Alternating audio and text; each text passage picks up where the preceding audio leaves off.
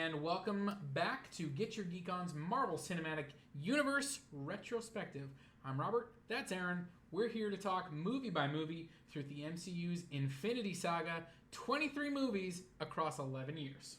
Expect to see spoilers as we get into each movie, but we will start off each video by letting you know whether we consider this an essential movie for the overall arc of the MCU. Think of this as a guide for you getting into the MCU. Yeah. I mean, there's definitely a couple of filler movies. We might have already seen a couple of them. Yep. But if you're a completionist like me, maybe you'll say they're all essential. I've already said some of them aren't, so I guess we'll find out about this week's movie is Thor, 2011, directed by Kenneth Branagh. This movie was the fourth movie released by Marvel Studios, made $65 million opening weekend, just under $450 million over its run.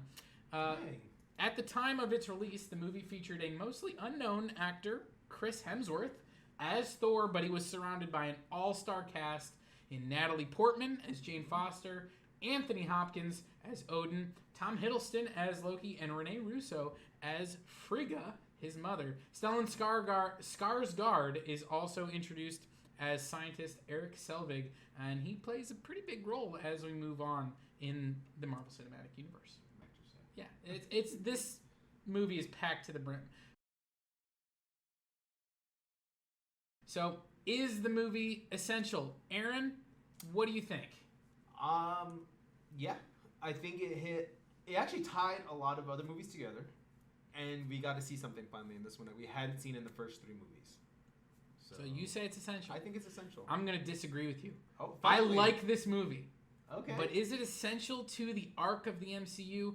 I don't really think so. We're going to get to the Avengers in a couple movies, and I think the introduction you get to Thor in that movie, to Thor and Loki and the rest of any sort of Asgardians as you continue on, I think it does a good enough job. I don't think you need this movie. That doesn't mean I don't like it. But if you're, just trying to get into the MCU, maybe, you've only seen the Avengers movies and you're going, what other one should I see to make sure I can see everything? I wouldn't skip this movie because it's a good movie. But if you're going, I'm looking for ones to cut out, I don't know that this is really essential. I love the way it sets up the world of Asgard. I love the way it fleshes out S.H.I.E.L.D. Yes. But the overall impact on the overall arc of the MCU, the Infinity Saga, I don't know that it's really there. Okay. Yeah, I do have to disagree with it. I really have to stay on my side with it because I really believe you get a glimpse of everything in this movie, which I think is kind of cool. You get to see everything that's building up to essentially the universe. Sure. And this is just kind of that peek behind the veil. And I think it's a good idea to get that sneak peek and everything. Yeah, it's a great foundation, and definitely this one rides the line. Mm-hmm. There are other movies like The Incredible Hulk is definitely not essential. This one, it rides the line. I see your argument. Yeah. Okay. I can live with that. All right, so 2011, public expectations for this movie. Now, if you remember, 2010, July of 2010, San Diego Comic-Con, they introduce the Avengers. They announced that the Avengers is coming. They introduce all of the actors. Jeremy Renner as Hawkeye, Scarlett Johansson, Black Widow, Robert Downey Jr. as Iron Man, Chris Evans, Captain America, Chris Hemsworth, Thor. They introduce that, we've got Tom Hiddleston as Loki. We've got, Samuel L. Jackson as Nick Fury. We've got Mark Ruffalo as Bruce Banner, which is, our first major change. They bring them all out in 2010. They announce that the Avengers are coming. So this is the first movie on the heels of that announcement. Nerds everywhere were going nuts. Oh, yeah. The public? I don't know that most people were really jazzed about a Thor movie, especially, one directed by Kenneth Branagh, who is known for Shakespeare stuff. Yeah. What do you remember about Thor coming out in 2011? Okay, so originally watching it, I didn't go in there expecting much, to be honest. Because, again, like you said, no-name actor Chris Hemsworth. Yep. But I love Anthony Hopkins. I was so excited to see him on the big screen again. We also had Ray Stevenson. I do enjoy some of his work, and I knew he was going to have a small part, but I was excited to see him in there. Tom Hiddleston I didn't know much on, so I couldn't really say if I liked him. But my problem with, at this point too, back in 2011, every movie was doing 3D. Every movie had to be in 3D. I don't know if you remember that. I do remember. I remember seeing a terrible Clash of the Titans movie in 3D. I saw one of the Underworld is in 3D too. And that was one thing everyone was like, oh, you have to see it in 3D. You have to see it in 3D. And I'm like, Well, again, if you know my background a little bit, I like cinematography, I like choreography, I like a lot of different things with movies. I had talked to a couple other buddies who had worked in films, and darker colors are really hard for 3D. They don't work well. You need that brighter color, which is why Avatar did so well, because they have a lot of bright colors back in. But this one, everyone kept telling me to see it, and I luckily did not see it in 3D. I avoided that. But I remember that was the big hype, was see it in 3D, and I hated it. I do not like 3D, so I did not see this one in 3D. When I think about, I had no idea what to expect. Yeah. You know, this is, again, the fourth movie. I knew they were building towards the Avengers. I like the character of Thor, but I was like, how are they going to do that on the big screen? How are they going to make this work? You know, how are they going to have a god that is still relatable? You know, how are they going to do that on the big screen? Exactly. But I remember walking out of the theater, I was blown away by the visuals and also by the music. I love the music of Thor. Yeah. So that's what I remember about my first experience. What do you remember about your first experience?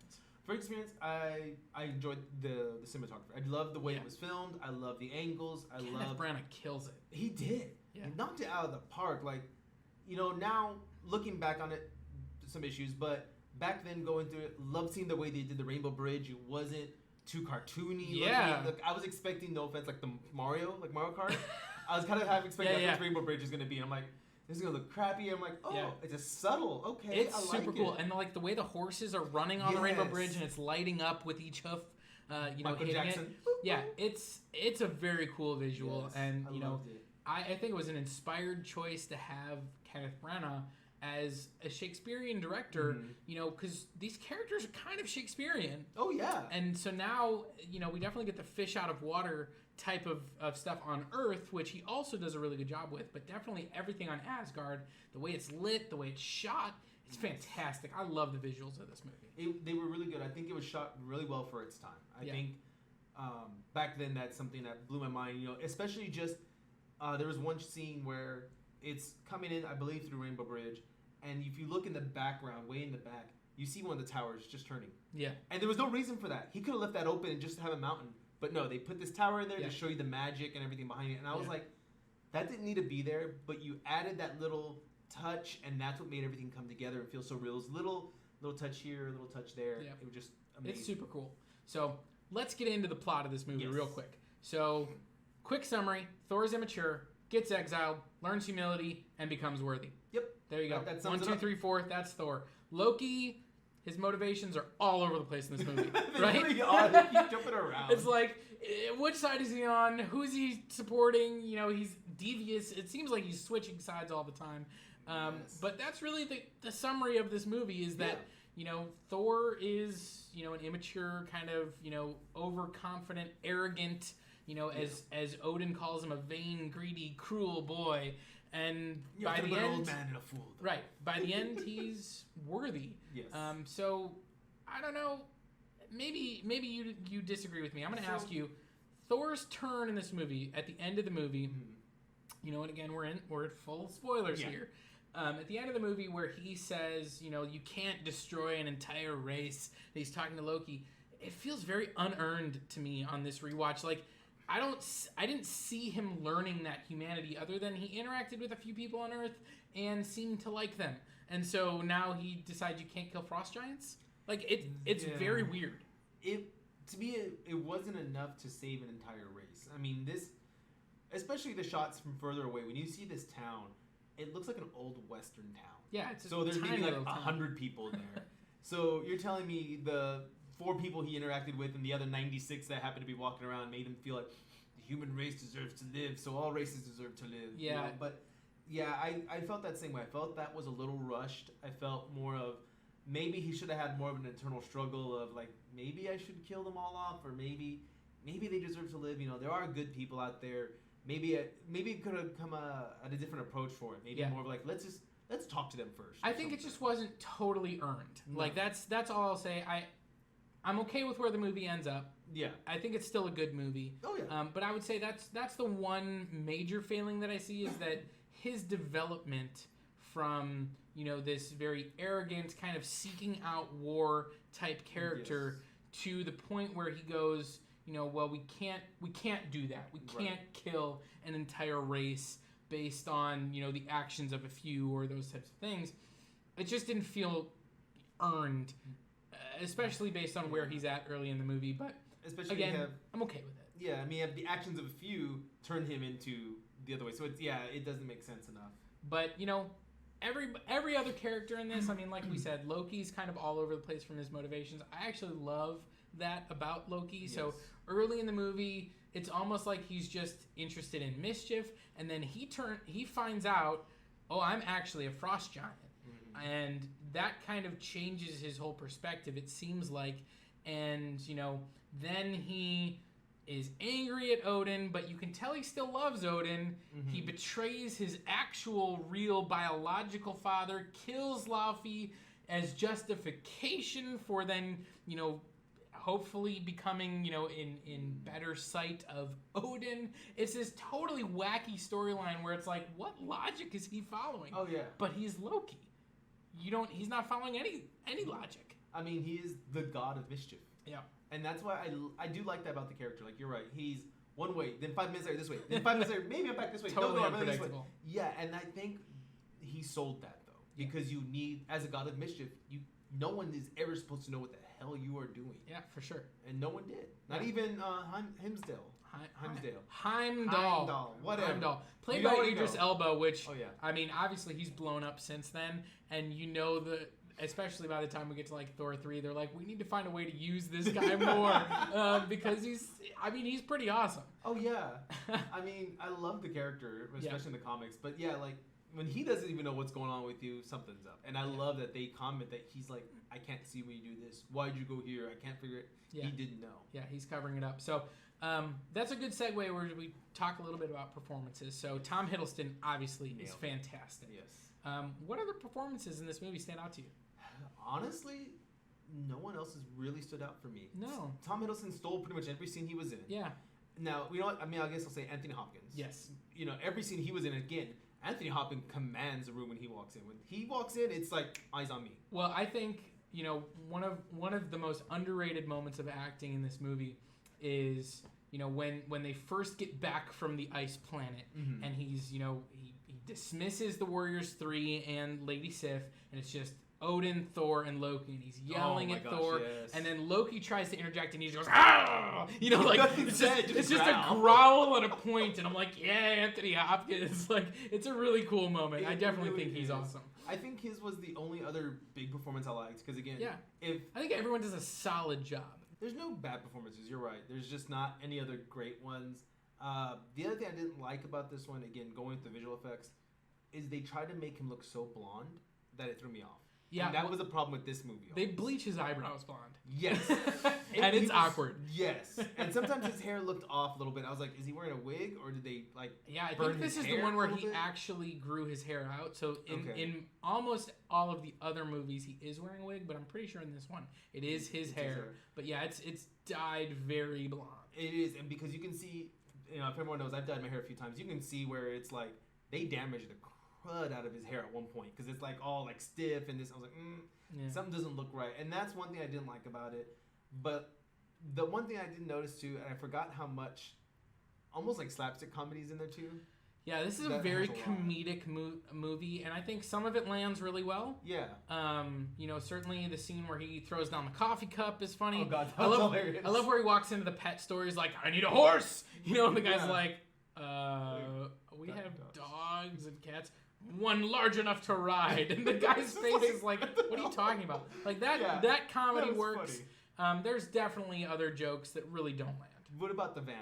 Him getting hit repeatedly. Did that die off on that second one for you, or was that still funny? I mean, I think it's funny because of Natalie Portman's reaction, where she's like, "What? Yeah. Like, how is this continuing to happen?" Yeah. Like, I think that works. Okay. I think most of the comedy from Kat Dennings doesn't work. Who's that one? She's the assistant, Darcy. Yeah, she tries too hard. Like they're, after all of the equipment is stolen, and she's like, "They stole my iPod. Like, I just downloaded like 25 songs." I'm like, all right, like I don't need that joke in there. It's not really working for me. So exactly. Yeah, I think that's the comedy in this movie is definitely hit or miss. Yeah. But overall, I think more hit than miss. I think it's still It's a funny movie. It's got a good blend of action. Definitely my favorite action scene in this movie is the entire opening battle on the ice planet of Jotunheim. Yes. I think that whole battle is really cool, especially the moment where, like there's the giant beast and you think they're all, like, oh man, they're really in trouble, and Thor just like kills him in one shot. You're like, that's cool. He just like flies through the back of his head. That's a pretty cool moment. I like that part.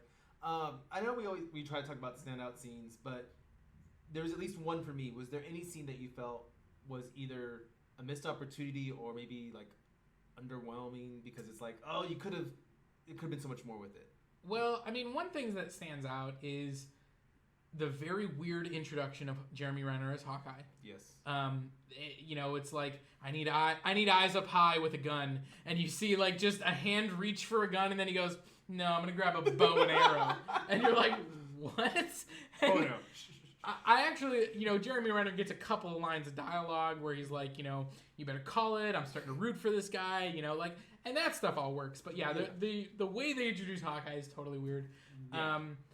In terms of other scenes that I felt let me down, I don't really think there was anything that majorly stood out. Obviously, you got something in mind. So it was actually a Jeremy Renner scene because I remember they hyped up this was when the movie was coming out. Yeah. Jeremy Renner's going to be in it. They're like, hey guys, we're getting Hawkeye. This is going to be so cool. And my mind always was thinking, you're putting a god with a guy in a bow and arrow. And it's like, how do you play this in? Because he shoots him with an arrow and he's going to be like, really? You shot me with an arrow. I'm going to shoot lightning at you and kill you. Right. So I was wondering the whole time as I'm watching the movie, the first time around, how are they going to bring Hawkeye? Okay. And then when I heard the sniper shot, I was like, oh, well, maybe he'll just come out with the gun. It'll just be like a quick little scene and he'll like shoot him and the bullet ricochets off. And then, like you said, he gets the gun. He's about to pick it up. Oh, yeah, I got a bow, don't I? I'm going to grab my bow. And it's so weird. I'm going to hop in this little contraption that's going to take me way up here that we just happen to have. And like you said, it was supposed to be funny lines, too, because like, well, I'm sorry, root for this guy. But why did you tell him to go up there with a gun and then never tell him to take the kill shot? It's like, that was kind of pointless because I would have loved to see, like, either... I know Thor at that point was supposed to be mortal, so he could be killed. Yeah. So it'd have been kind of cool to see him maybe like get shot in the arm Injured and him be like, something. Sure. like, yeah, shoot me, and if, oh, like what's going on? Like again, that scene could have gone so much better because you put this big actor up there, you hyped him up before the movie started, and then you gave him 30 seconds of screen time, maybe. Yeah. So. It's definitely weird. Let's pivot to scenes that we loved. Yes. So my favorite scene probably in the whole movie, I talked about my action scene that I'm like, but my favorite scene in the movie is actually at the very end when Thor and Loki are fighting on the Rainbow Bridge. There's a great moment there where all of, Loki is like duplicating himself and he's laughing and Thor calls down the lightning and then he puts the hammer on his chest to hold him there. And you just see Loki like, I can't lift Mjolnir.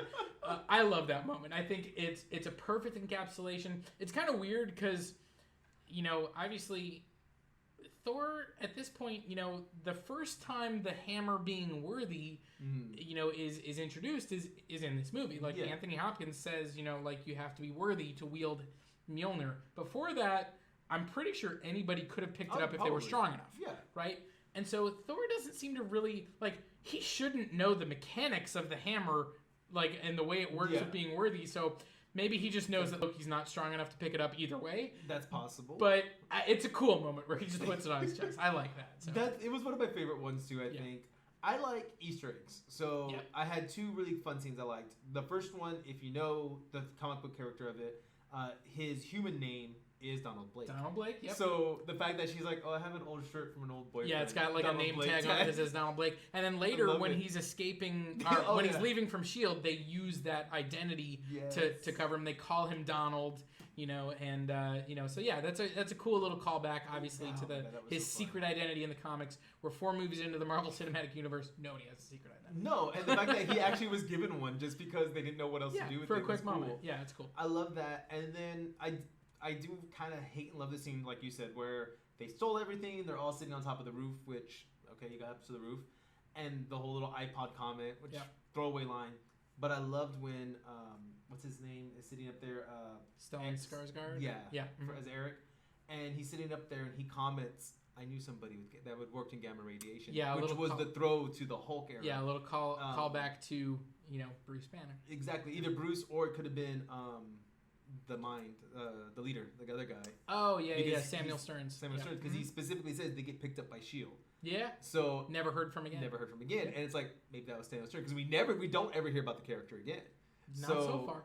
I'm wondering if maybe that was a throw. Maybe they'll use that line later on. But I love those two scenes. I'm an Easter egg guy. Yeah. So those little two scenes right there were my favorite. Yeah, that's awesome. So, all right. So we've kind of talked about the movie. Mm-hmm. So let's talk about the Infinity Saga. So we talked about whether it was essential earlier or not. So in terms of the Infinity Saga, what shows up that's part of the Infinity Saga in this movie? We finally got one of the stones. We did! We finally see post-credit scene. But it's there. It is there. So it is technically there. We do get an introduction to the Tesseract, which of course we find out later contains the Space Stone. Mm-hmm.